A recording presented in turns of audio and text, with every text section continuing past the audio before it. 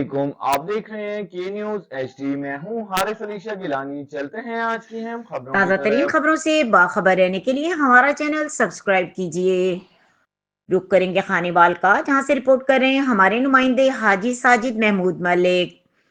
القلم press club مخدوم پور کی تقریب حلف برداری، سیاسی سماجی شخصیات کی شرکت، مہمانان خصوصی کو شیلڈز پیش کی گئیں۔ القلم پریس کلب مخدوم پور کا سالانہ اجلاس زیر صدارت ڈاکٹر عرفان چودھری منعقد ہوا۔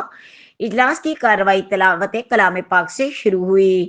نعت رسول مقبول صلی اللہ علیہ وآلہ وسلم کے بعد سرپرست ملک طارق علی نذر نے پریس کلب کے آئین پڑھ کر سنایا۔ بعد ازاں اتفاق رائے سے نئے منتخب عہدیداران 2025 کا اعلان کیا گیا، جس کے مطابق صدر محسن اقبال، نائب صدر ڈاکٹر عرفان چودھری، نائب صدر دوئم طارق شاہ، جنرل سیکرٹری مہر اللہ بائی، جوائنٹ سیکرٹری مہر Aman Ullah نناری، finance secretary doctor حسن رضا، آفس سیکرٹری محمد تنویر چودھری، سیکرٹری اطلاعات ارسلان چوہان، چیئرمین انور ندیم انصاری، آڈیٹر حاجی ساجد محمود۔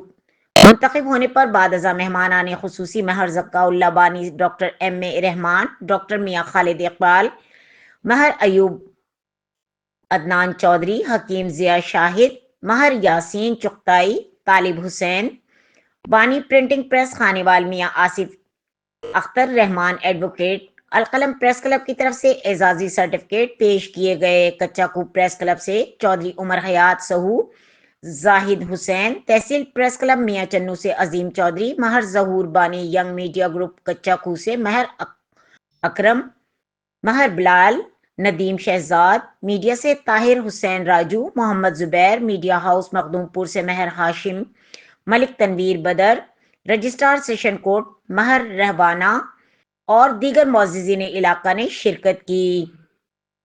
اجلاس میں صحافیوں کے خلاف بنائے گئے کالے قانون پیپکا ایکٹ کے خلاف صحافیوں نے احتجاج ریکارڈ کروایا۔ بعد ازاں ملک و قوم کی تعمیر و ترقی کے لیے خصوصی دعا کروائی گئی۔